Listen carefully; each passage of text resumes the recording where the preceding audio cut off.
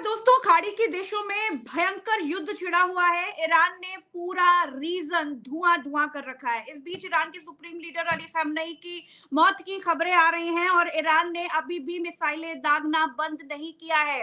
Dubai में palm Jumeirah beach के पास missile गिरी और बुर्ज खलीफा बचता हुआ यानी बाल बाल बचता हुआ बताया जा रहा है। बहुत कुछ हुआ है। आज हमारे साथ वरिष्ठ पत्रकार सरफराज सैफी जी हैं, जो अपनी आंखों से ये हमले होते हुए देख रहे थे। सरफराज जी, कैसे हैं आप? आपकी रात कैसे गुजरी? क्या कुछ देखा आपने? कुछ साझा करना चाहें तो प्लीज बताएं। थैंक यू सो मच प्रज्ञा जी। जैसे आपने कहा कि मैं इस समय दुबई में मौजूद हूँ हम्म। और मेरे जैसे यहाँ पर सैकड़ों हजारों लोग हैं, क्योंकि आप जानती हैं कि दुबई एक फ्रेंडली टूरिस्ट प्लेस है। बड़ी तादाद में पूरी दुनिया के लोग यहाँ पर आते हैं, बिजनेस हम्म। पर्पस के लिए आते हैं, काम के लिए आते हैं और सैलानी घूमने के लिए अपने परिवार के आते हैं।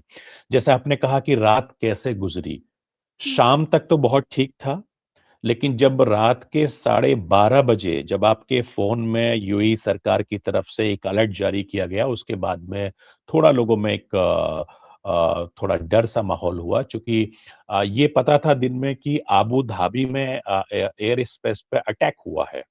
हम्म। और उसके बाद में फिर ये खबर ये आई थी कि यहाँ पर बुर्ज खलीफा के आसपास में कोई ड्रोन को इंस्पेक्ट किया गया है, या बुर्ज हाँ। अरब के पास जो होटल्स है वहां पर भी कुछ इस तरह की खबरें आई थी। तब तक बहुत जी। ज्यादा नहीं था शाम के वक्त। चूंकि अमूमन जिस तरीके से लोग रहते हैं, दिनचर्या रहती है यहाँ पर लोगों की, वैसे ही थी।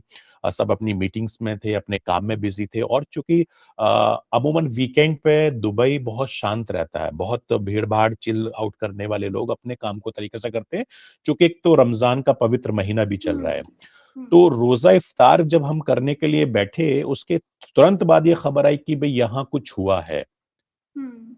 सब लोग अपने अपने तरीके से काम कर रहे थे, किसी को कुछ नहीं पता। मैं भी बैक टू बैक मेरी भी मीटिंग्स चल रही थी। तो देर रात तक मैं जब 11:30 बजे के बाद जब हम होटल से आए वापस, तो ठीक है, थोड़ा सा रिलैक्स होने की तैयारी करने के लगे।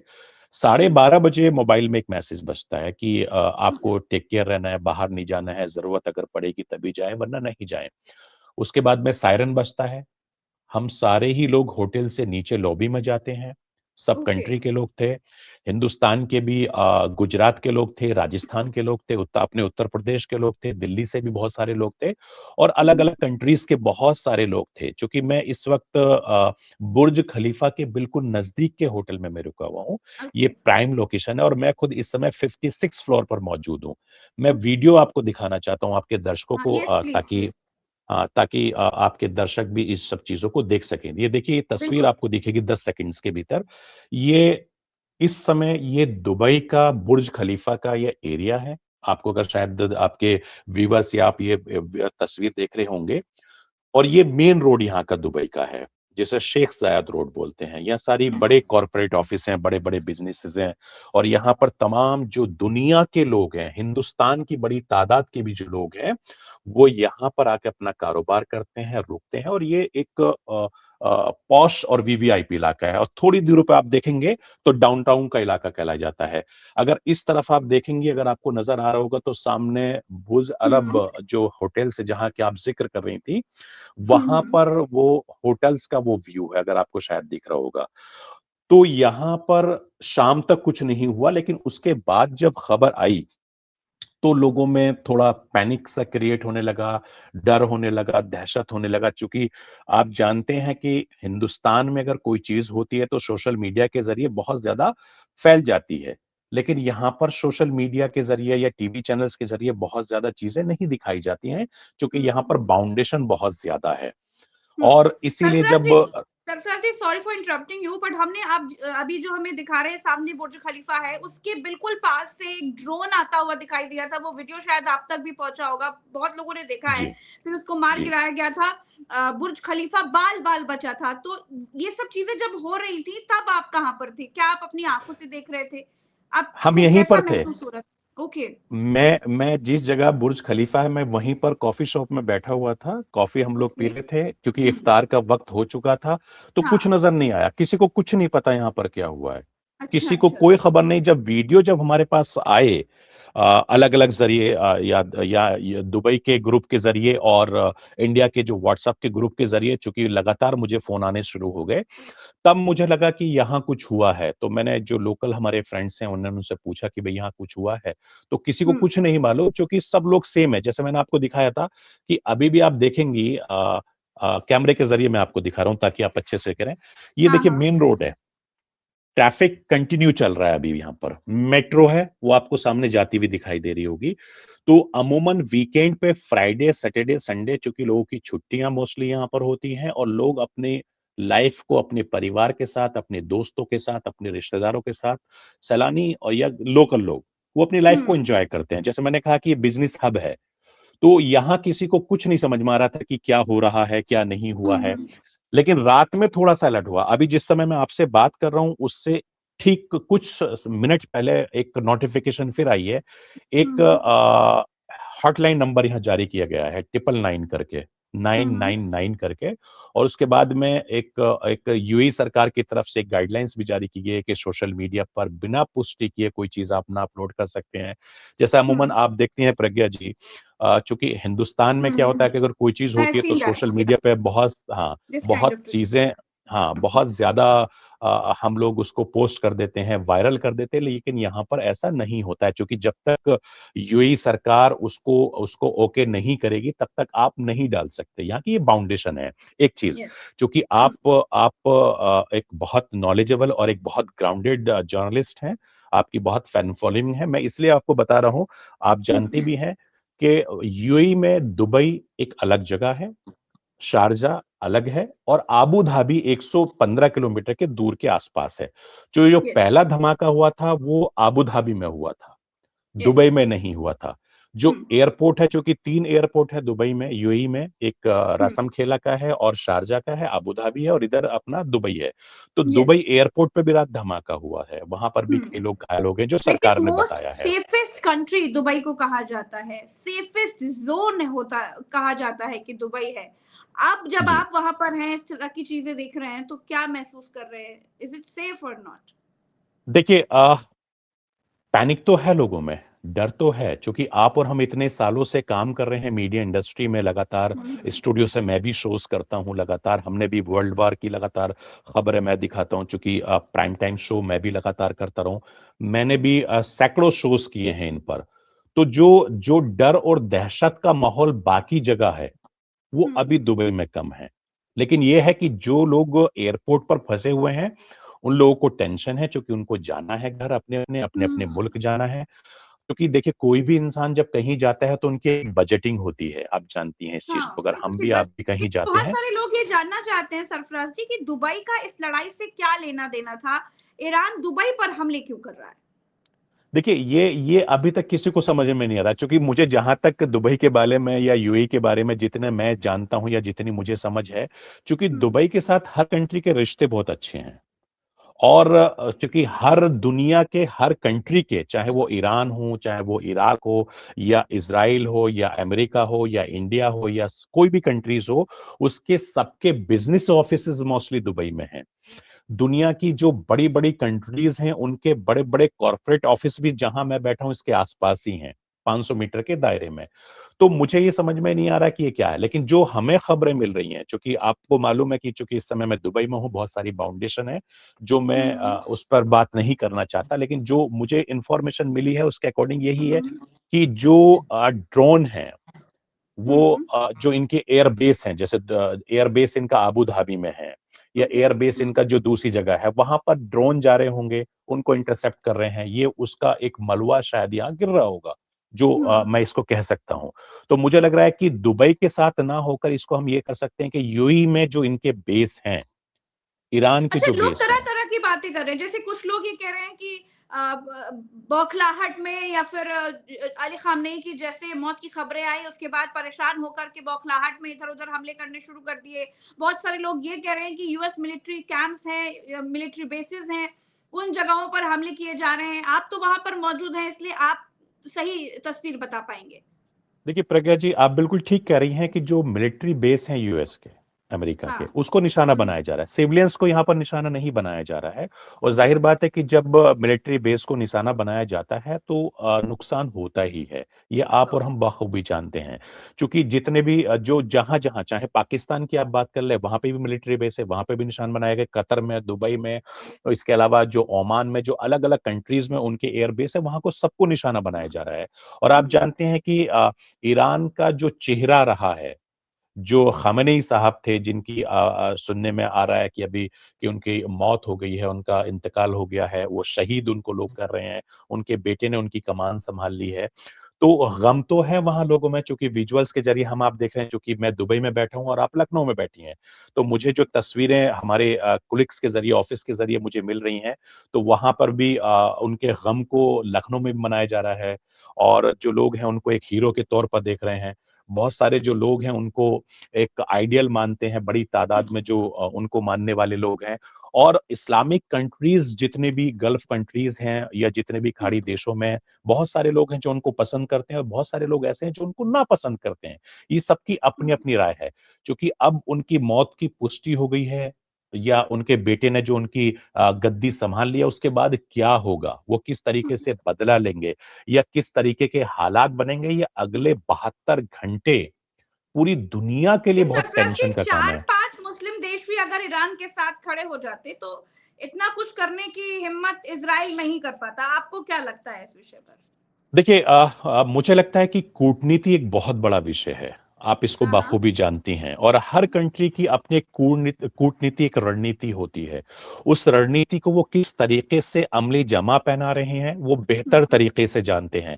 क्योंकि हम एक जर्नलिस्ट हैं, आप एक जर्नलिस्ट हैं, हम अपने नजरिए से सोच सकते हैं, हम उसके बारे में सिर्फ कयास लगा सकते हैं, लेकिन अंदर की यूएसपी क्या होती है, ये लोग बेहतर तरीके से जानते हैं, क्योंकि इनको अपनी कंट्री को लेकिन बचाना मन में है। एक सवाल तो आता है कि कम से कम भारत में मुस्लिम एकता की मिसालें तो दी जाती हैं, लेकिन ईरान के साथ तो कोई एक मुस्लिम देश भी खड़ा नहीं हुआ। 56 मुस्लिम देखिए देश सब बटे हुए हैं, मुसलमान एक नहीं हो पा रहा। देखिए ये एक लड़ाई की एक वजह एक कम्युनिटी के से रिलेटेड भी है, जो आपने कहा, ये बड़ा वाजिब सवाल है। चूंकि ईरान जो है वो एक शिया कंट्री है, इराक जो है एक सुन्नी कंट्री है, राइट। आप इसी तरीके से सऊदी देखेंगे, आप सऊदी अरब भी वो एक सुन्नी कंट्री है। तो इसी तरीके से चीजें बटी हुई हैं।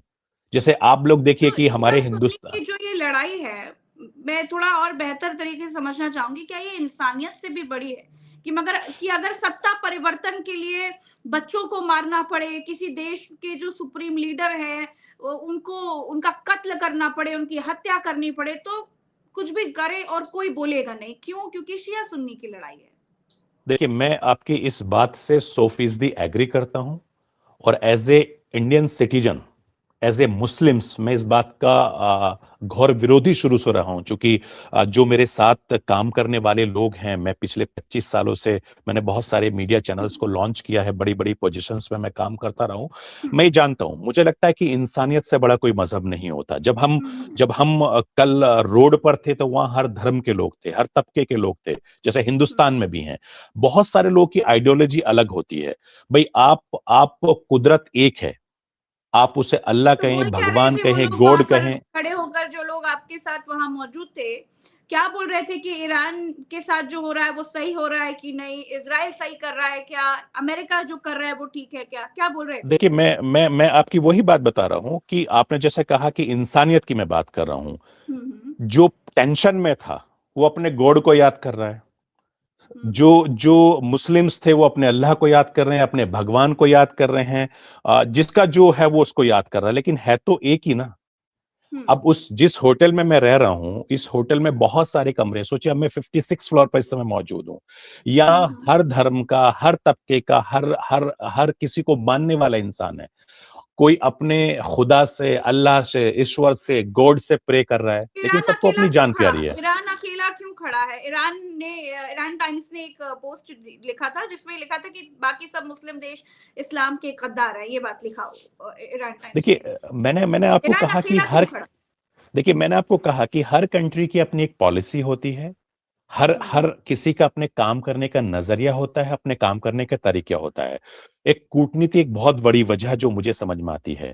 भाई आपको हिंदुस्तान, क्या लगता है, क्या ये कूटनीतिक वजह थी ईरान की बर्बादी के पीछे, या फिर अमेरिका के आगे, ट्रंप के आगे ना झुकना, ट्रंप से लगातार लोहा लेना, ट्रंप से लगातार सवाल जवाब करना, सरेंडर ना देखिए होना, ये कारण था?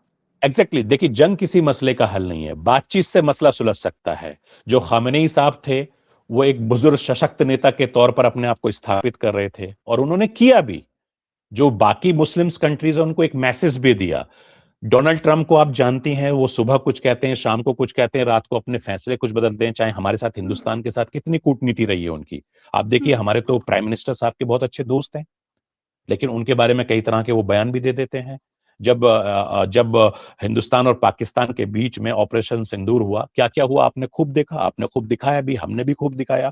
तो उस आदमी पर क्या भरोसा करेंगे जो अपनी रणनीति को अपने तरीके से लगातार बदलते लेकिन रहते हैं। सरफराज जी, खाड़ी के मुस्लिम देश चाहे जो कहें, जो सोचे, लेकिन भारत के मुसलमान एक सुर में ये बात कह रहे हैं कि जो हो रहा है वो गलत हो रहा है। किसी भी देश में इस तरीके से किसी देश के सुप्रीम लीडर का कत्ल कर देना, उसकी हत्या कर देना, नाकाबिले बर्दाश्त है।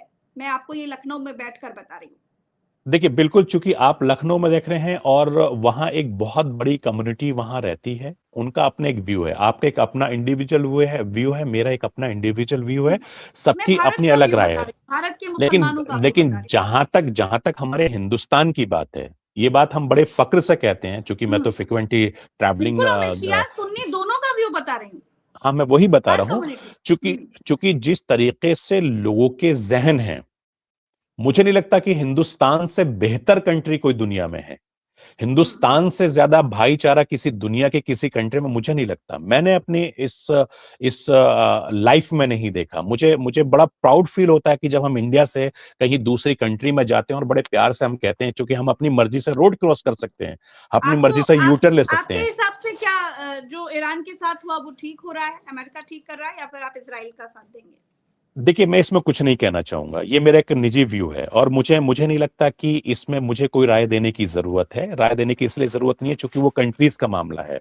वो अलग अलग कंट्रीज की पॉलिसी है, अलग अलग कंट्रीज का नजरिया है, अलग अलग कंट्रीज के काम करने के तरीके हैं। लेकिन जहां तक बात इंसानियत की है, तो इंसानियत में चाहे किसी का भी कत्ल हो, किसी भी धर्म में हो, किसी भी मजहब में, वो इजाजत नहीं देता किसी को नुकसान पहुंचाने की, किसी को कत्ल करने की। आप सोचिए कि रमजान जैसा पवित्र महीना चल रहा है, और इसके तुरंत बाद नवरात्रे हिंदुस्तान में भी शुरू हो रहे हैं। यहां भी लोग नवरात्र रखेंगे। अगर मतलब मान लीजिए कि किसी इंसानियत के खिलाफ अगर कुछ होगा, तो वो तो इंसान के खिलाफ है ना। आपकी कमांड सबके हाथ में है, आप किसी भी धर्म को फॉलो करिए, किसी भी मजहब को माने, लेकिन कुदरत तो एक ही है ना। आप कुदरत को थोड़ी आप झुटला देंगे। भाई अगर मान लीजिए कि यहां पर परेशान है, तो सभी परेशान है। उसमें हिंदू भी हैं, मुस्लिम भी हैं, सिख भी है, ईसाई भी हैं, क्रिश्चियन भी है, सभी परेशान है। अगर तकलीफ है तो सबके लिए है, एयरपोर्ट बंद है तो सबके लिए है, नुकसान है तो सबके लिए है। उसमें प्रज्ञा या सरफराज कुछ नहीं कर सकते, क्योंकि वो तकलीफ अगर होगी तो वो सबके लिए होगी। अगर लॉकडाउन लगेगा तो वो प्रज्ञा के लिए भी लगेगा, सरफराज के लिए भी हाँ हाँ, लगेगा। बिल्कुल। अगर एयरपोर्ट बंद होगा तो वो प्रज्ञा के लिए भी बंद होगा, सरफराज के लिए भी बंद होगा। तो लेकिन ये किसी के तो साथ जो सही हो जो रहा है या गलत हो रहा है, वो प्रतिक्रिया हम जरूर दे सकते हैं, या अपनी देखिए राय, मेरा निजी राय देखिए जरूर दे मेरी सकते मेरी मेरी इंडिविजुअल राय ये है, जो मैं टीवी पे भी बोलता रहा हूं सालों से, वो मैं अभी भी बोल रहा हूं, कि जंग किसी मसले का हल नहीं है। बातचीत से आप मामले को सुलझा सकते हैं, चाहे वो घर हैं। के झगड़े हों, चाहे वो बिल्कुल। स्टेट के झगड़े हों, चाहे वो सेंट्रल के झगड़े हों, चाहे वो दुनिया के झगड़े हों। आप बातचीत से मसले को सुलझा सकते हैं, और लड़ाई किसी मसले का हल नहीं है। आपको फिर भी तो टेबल पे ईरान आके का बात करनी भविष्य क्या पड़ेगी। देख रहे हैं आप सरफराज जी? आपके पास तो इतना अनुभव है, आप बेहतर क्या कह रहे बताएंगे। हैं आप? क्या ईरान का कह रहे हैं भविष्य आप? क्या देख रहे हैं आप? देखिए मुझे नहीं लगता कि, चूंकि अब उनके बेटे ने कमान संभाल ली है, जिस तरह की खबरें मिल रही हैं, वो किस नजरिए से होंगे, चूंकि वो अपने फादर के साथ लंबे वक्त से उनके एडवाइजर थे, उनके साथ काम किया है। क्या उनकी चीजों को उन्होंने कितना अडॉप्ट किया है, ये बताएगा। जैसे जैसे मान लीजिए किसी क्रिकेटर का बेटा बहुत अच्छा क्रिकेटर नहीं बन सकता, या किसी बहुत अच्छे पॉलिटिशियन का बेटा बहुत अच्छा पॉलिटिशियन नहीं बन सकता, या किसी बहुत अच्छे जर्नलिस्ट का बेटा बहुत अच्छा जर्नलिस्ट नहीं हो सकता। डिपेंड करता है कि उसकी अपनी कितनी काबिलियत है। तो मुझे लगता है कि एक तो ये जंग रुकनी चाहिए, दूसरा कि बातचीत के जरिए मसले का हल होना चाहिए, और जो जो नाक की लड़ाई है, वो नाक की लड़ाई ना होकर, चूंकि सैकड़ों करोड़ों लोग जो इस समय पूरी दुनिया में ट्रबल कर रहे हैं, परेशान हैं, उससे बाहर निकलना चाहिए, ऐसा मुझे लगता है। चलिए चलिए, बहुत बहुत शुक्रिया सरफराज जी, आपने समय दिया। और बहुत बहुत शुक्रिया, दर्शकों का भी बहुत बहुत आभार। हम फिर मिलेंगे अगली चर्चा में, अभी के लिए इतना ही। तो दोस्तों, जो कुछ हो रहा है हम आपको लगातार बताते जा रहे हैं। ईरान अभी भी हमले कर रहा है, ईरान अभी भी मिसाइलें दाग रहा है। ये साफ बता रहा है कि ईरान पीछे हटने वाला नहीं है, और ईरान ने ये घोषणा कर दी है कि वो ऐसा हमला करेगा जो इतिहास में कभी भी पहले नहीं हुआ। हमारे साथ इतना ही। चैनल को सब्सक्राइब कीजिएगा, अपनी राय कमेंट में बताइएगा। नमस्कार दोस्तों।